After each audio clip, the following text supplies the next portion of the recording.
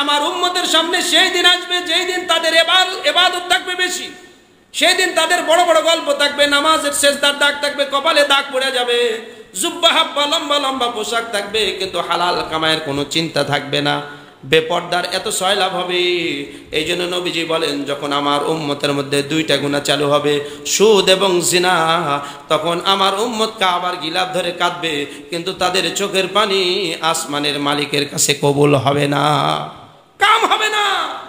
এই জন্য আবার ওই হালাল ইনকামের পথে ফিরে আসি। আপনার উট কুরবানি দেওয়ার দরকার নেই, আপনি ছাগল দেন, কিন্তু তবু হালাল পয়সা থেকে দেন। আপনার এই বিশাল বড় লম্বা ফিরিস্তি হজের দেখাইতে হবে না, প্রত্যেক বছর হজ করছেন, বছরে 2 বার উমরা করছেন, এগুলি লাগবে না। সাহাবে کرام রিদওয়ানুল্লাহ তাআলা আলাইহিম আজমাইনের পরবর্তী যুগে 30 জন সাহাবীর কাছে পড়াশোনা করেছেন।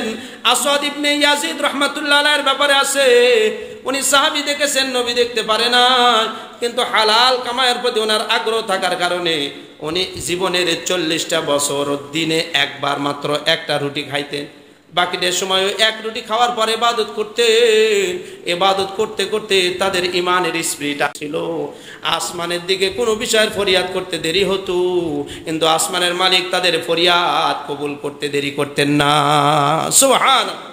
আসওয়াদ ইবনে ইয়াজিদ রাহমাতুল্লাহ আলাইহির জীবনের মধ্যে এসেছে, উনি 1 নয় 2 নয় আল্লাহ তাআলার ভয়ে পায়ে হেঁটে 80 বার হজ করেছেন। সুবহানাল্লাহ, 80 বার হজ করেছেন। এই যে 80টা বার নিজের পায়ে হেঁটে হজ করতেছেন, এত কষ্ট এত ক্লেশ, এরপরে নফল রোজা, সব সময় ইবাদত জিকির আজকার, কাঁদতে কাঁদতে জীবনের হাল এমন হয়েছিল, উনি যখন চোখ দ্বারা পানি ফেলতেন, মৃত্যুর আগে ওনার চোখের 2 নালীর মধ্যে ঘা হয়েছিল, যে ঘাগুলি দিয়ে মানুষ মনে করতে গেলে পোকা বের হবে। আসওয়াদ ইবনে ইয়াজিদ রাহমাতুল্লাহ আলাইহি বলতেন, না না না, আমার চোখের পানির লালার চিকিৎসা তোমরা করো না, মালিকের সামনে নিয়ে যাওয়ার মতো কিছু তো আমার থাকলো না। এই যে চোখের নিচে ঘা হয়ে গেছে, আল্লাহর ভয়ে কাঁদতে কাঁদতে কিয়ামতের ময়দানে আমি মালিককে দেখাবো, এটা যেন আমার নাজাতের ওসিলা হয়। মৃত্যুর আগে যেই নেই দোয়া করেছেন, এই কথাগুলি বলছেন। আরশের মালিক আসমান থেকে গায়েবে আওয়াজ দিয়ে বলে, আসওয়াদ ইবনে ইয়াজিদ, তোমার চোখের পানির কান্নার কারণে যে চোখের নিচে ঘা হয়েছে, এটা নিয়ে শুধু তুমি নাজাত পাবে তা নয়, তোমাকে মহব্বতকারী মানুষদেরকেও আমি আল্লাহ তোমার সম্মানে জান্নাতি বানিয়ে দিব। ও ভাইয়ের আমার, বাপজানের আমার, রাসূল করিম সাল্লাল্লাহু আলাইহি সাল্লাম হাদিসে পাকের মধ্যে ইরশাদ করেন, যে ও আমার উম্মতরা শুনে নাও, আল্লাহ তাবারক ওয়া তাআলা প্রতিবেশীর হক সম্পর্কে আমাকে এই পরিমাণ তাকিদ আর এই পরিমাণ নির্দেশ দিয়েছেন, আমার উপর নির্দেশনা জারি করেছেন, আমার অন্তর তো সাক্ষী দিতেছিল যেন প্রতিবেশীকে দিতে দিতে আমার জমাজমির ভাগ পর্যন্ত তাদেরকে দিতে হবে। নবী আলাইহিস সালাতু সালাম এই জন্য, হোক না সে প্রতিবেশী বিজাতি বেঈমান, হোক না সে দূরের কেউ, হোক না কোনো ফকির মিসকিন, সব সময় নবী আলাইহিস সালাতু সালাম উদার হস্তে দিল খুলে সমস্ত মানুষকে দিতেন। আসুক না সে প্যারাডো গাড়িতে চড়ে, এটা দেখবেন না, সে মহামূল্যবান সম্পদে চড়ে আরোহণ করে আসুক, গাড়িতে চড়ে আসুক, এটা দেখবেন না। নবী আলাইহিস সালাতু সালামের দরবারে কোনো মানুষ তার ওজর খাহি করেছে, তো নবীজি মুক্ত হস্তে উদার হস্তে নিজে তো দিয়েছেন, সাহাবা ইকরামের কাছ থেকে উসুল করে পর্যন্ত সবাইকে দিতেছেন। জোরে সোরে বলছি সুবহানাল্লাহি ওয়া বিহামদিহি। বুখারী শরীফের একেবারে 2 পৃষ্ঠার শেষ লাইন হাদিস, আব্দুল্লাহ ইবনে আব্বাস রাদিয়াল্লাহু আনহু বলেছেন, নবী আলাইহিস সালাতু সালামের দানের উপমা কেমন তোমরা জানো? দক্ষিণা বাতাস, এই বাতাসের মধ্যে যদি আকাশ থেকে ঝিরিঝিরি বৃষ্টি হয়, বলেন তো বৃষ্টি আর বাতাস একসঙ্গে যদি শুরু হয়, বৃষ্টি কি এক জায়গায় স্থির থাকে না আঁচড়িয়ে পড়ে সব জায়গায়, ছড়িয়ে ছিটিয়ে যায়?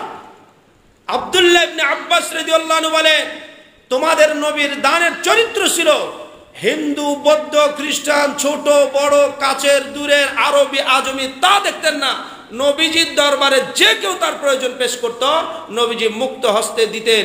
এমন তো নবীজির ঘরের অবস্থা ছিল, সকালবেলার কোটি টাকার সম্পদ এসেছে, সন্ধ্যাবেলায় ইফতার করবেন এই পরিমাণ সম্পদও রাখেন নাই, দিতে দিতে দিতে দিতে আসরের আগে সমস্ত সম্পদ দান করা শেষ। জোরে সোরে বলছি সুবহানাল্লাহ। অথচ সেই নবীর উম্মতের চরিত্র, ঈদ আসলেই যেন ফিরিস কিনার হিড়িক পড়ে যায়, এটা ফতুয়াতে জায়েজ আছে, কত কিছুই তো জায়েজ আছে, আপনি কয়টা মানেন? খালি গোস্ত খাওয়া যায় যাচ্ছে, এই ফতুয়াটাই আপনি শিখছেন।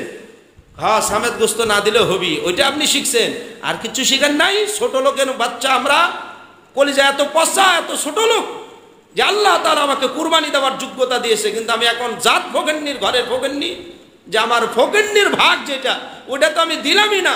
যারাও দিয়েছে আবার ফকিন্নির মতো নেওয়ার জন্য সামের ওখানে লাইন ধরছে। ন্যূনতম লজ্জাবোধ এই জাতির মধ্যে নেই, গায়রত বলতে কোনো জিনিস এই জাতির মধ্যে নেই, লজ্জা হায়া তো নেই একেবারে।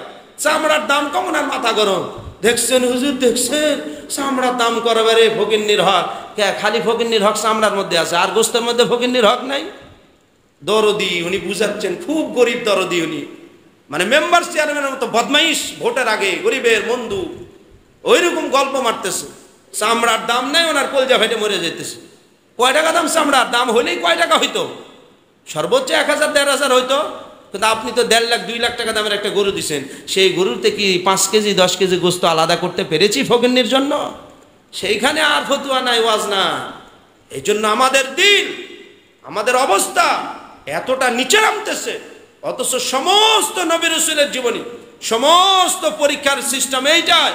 দুনিয়ার যত কঠিন পরীক্ষায় হোক, পরীক্ষায় যখন মানুষ উত্তীর্ণ হয় তখন আগের চাইতে তার অবস্থান নিম্নে যায় না ঊর্ধ্বে যায়? পরীক্ষায় উত্তীর্ণ হলে তার অবস্থান ঊর্ধ্বে যায়।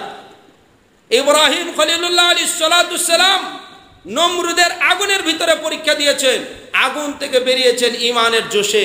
নিজের মা বাপ আপনজন সব কিছু ছেড়ে, নিজের জন্মভূমি ছেড়ে, একেবারে নিজের সব কিছু ছেড়ে দ্বীনের জন্য হিজরত করে চলে গিয়েছেন। জোরে সোরে বলছি সুবহানাল্লাহ। ঈমানের কুওয়াত আর পাওয়ার বেড়ে গিয়েছে। দ্বিতীয় পরীক্ষা দিয়েছেন হযরত ইসমাঈল আলাইহিস সালাতু সালাম মা হাজরাকে আল্লাহ তাআলার কাছ থেকে চেয়ে নিয়ে সম্পদ পেয়েছেন 97 বছর বয়সে, কিন্তু আল্লাহ বলেছেন এটাকে বনবাস দাও, দূরে রাখো। পরীক্ষা দিয়েছেন, দূরে রেখে এসেছেন। এই পরীক্ষার পর এমন পরীক্ষায় উত্তীর্ণ হয়েছেন, ঈমানি তেজ আর কুওয়াত বহু গুণে বেড়ে গিয়েছে। আবার সেই পরীক্ষার পর তৃতীয় পরীক্ষা শুরু হয়েছে। কলিজার ধন, এটাকে নিজের হাতে জবাই করে আল্লাহর সামনে প্রমাণ করে দেখাও যে খলিলুল্লাহ তুমি সত্যি তোমার সন্তান, বিবাল বাচ্চা, আপনজন, আত্মীয় স্বজন, ধন সম্পদ সবচেয়ে তুমি খোদারেই বেশি ভালোবাসো, এটার প্রমাণ দাও। ইব্রাহিম খলিলুল্লাহ আলাইহিস সালাতু সালাম ইসমাঈল আলাইহিস সালাতু সালামকে কুরবানি দেওয়ার নিয়তে মিনার প্রান্তর পর্যন্ত নিয়ে গিয়ে ঈমানের কুওয়াত আর পাওয়ার এত বেড়ে গিয়েছে যে আল্লাহ তাআলা ইব্রাহিম আলাইহিস সালাতু সালামকে নাম বলতে বাধ্য হয়েছেন, মিল্লাতা আবিকুম ইব্রাহিম, পুরা জাতির পিতা হিসেবে তোমাকে স্বীকৃতি দেওয়া হলো। জোরে সোরে বলছি সুবহানাল্লাহ। তাহলে আমার পূর্বপুরুষরা, আমাদের নবীগণ, তাদের পরীক্ষার মাধ্যমে ঈমানের কুওয়াত বাড়ছে, কিন্তু আপনার আমার পরীক্ষার মাধ্যমে এমন কুওয়াত বাড়ছে তো বাড়ছে। বহু নামাজি এখানে আছে যারা ঈদের আগের দিন পর্যন্ত 5 ওয়াক্ত নামাজ পড়ছে, ঈদের দিন থেকে এখনো পর্যন্ত ফজরের নামাজ জামাতের সাথে হয়নি, এরকম মুসল্লি এখানে আসে না নাই? মানে উনি এমনই ঈমানের পরীক্ষা দিছে, গরু জব করে খায় ভোঁ, কয়েকদিন হলো ঘুম ভাঙতেছে না ওনার, সারা রাত গরম, এই জন্য ঘুম হয় না। যত মরণের ঘুম সকালবেলা ধরে, এই জন্য ঘুম, আরে ঘুম রে ঘুম রে ঘুম বাপ। 10 দিন সরকারি চাকরিজীবীদেরও সরকারি বেসরকারি রাষ্ট্রীয়ভাবে ছুটি, আর প্রতিষ্ঠান হলে তো নাকে তেল দিয়ে নে মামা ঘুমা, খাইয়ে ঘুম, ওইটাই বাথরুম, আর কোনো কাজ নেই তার। 5 ওয়াক্ত নামাজের হেফাজত করতে পারেনি। বলি আমি আমার বুকে হাত দিয়ে দেখি, তাহলে কি আমি পরীক্ষা দিলাম যে ঈমানের পরীক্ষা দেওয়ার কারণে আমার ঈমান দুর্বল হয়ে গেছে? এটা কি পরীক্ষা হয়েছে না আল্লাহর গজব হয়েছে? বলেন, যেই পরীক্ষা দেওয়ার কারণে আমার ঈমানের ভোল্টেজ কমে যায়, সেটা কি আল্লাহর পক্ষ থেকে পরীক্ষা থাকে না গজব হয়? আমরা কি তাহলে পরীক্ষা দিয়েছি কুরবানির, নাকি আল্লাহর গজবে পড়ে মরছি? নামাজ পড়ার শক্তিটা যেটা ছিল এটাও হারাইছি। কিন্তু আমার পিতা পরীক্ষার মাধ্যমে তার ঈমানি কুওয়াত এমন বেড়ে গিয়েছে, আল্লাহর সামনে সব কিছু ত্যাগ করতে পেরেছে। আর আপনি আর আমি পরীক্ষা দেওয়ার কারণে এমন জম্মের খাওয়া আরম্ভ করছি, মরণ খাওয়া খাইয়ে এখন নামাজ কালাম সব স্বীকার করে তুলছি। কিসের মসজিদ, কিসের মাদ্রাসা, কিসের আল্লাহ, কিসের রসুল, সব গেছে। আজ তো বিবাহ খাওয়ার দিন, কালকে তো একটু বন্ধু বান্ধবী নিয়ে ঘোরার দিন, তমুক দিন একটু আড্ডা দেওয়ার দিন, অমুক জায়গায় একটু রিল্যাক্স করার দিন। এই দিন গুনতে গুনতে 10টা দিন কোন দিক দিয়ে চলে গেল খবর না। হায় হায়, বিগত সপ্তাহের শনিবারে ঈদ হলো, আজকে শনিবার, 6টা দিন জীবন থেকে চলে গেল। বলেন আমার এই জীবনের 6টা দিনের আমলের কি ফিরিস্তি আমার আসছে? কি আমল করছি আমি এই 6 দিনে? অথচ প্রতিনিয়ত আমাকে আল্লাহ তাআলা দেখাচ্ছেন যে তোমার এই জীবনই শেষ নয়, তোমার এই জীবনের পরে কিন্তু আর একটা মহা কঠিন জীবন অপেক্ষা করতেছে। যে অপেক্ষমান জীবনে যাওয়ার রাস্তা আছে, কোনোদিন ফেরত আসার সুযোগ নাই। আমার সন্তান বিদেশে থাকে, 10 বছর পরে হলো সে ঘরে আসে, দেশে থাকে বাইরে থাকে, পৃথিবীর পার থেকে পারে টেলিফোন করা যায়, মোবাইলের ভিডিও কল দেখা যায়, কত সুন্দর করে তার সাথে কথা বলা যায়। বেঁচে থাকলে 1 যুগ পরে হলো সে ঘরে আসে, কিন্তু আমার বাড়ির পাশে 3.5 হাত মাটির নিচে আমার মা বাবা যে ওই যে ঘুমিয়ে গেছে, ঈদের দিন এতই তাদের ডাকলাম, কই তো তাদের ডাকের সাড়া দেয় না। আমার এই ঈদগাহ মাঠের সেক্রেটারি সাহেব নান্টু ভাই, যিনি নিশিন্দারা ইউপির 7 নম্বর ওয়ার্ডের মেম্বার, রানিং মেম্বার, জীবন ভর ওই বাড়ির সামনে ওই নওদাপাড়া স্ট্যান্ডে আড্ডাবাজি, ওখানেই সময়, ওখানেই ব্যবসা বাণিজ্য সব কিছু কাটান।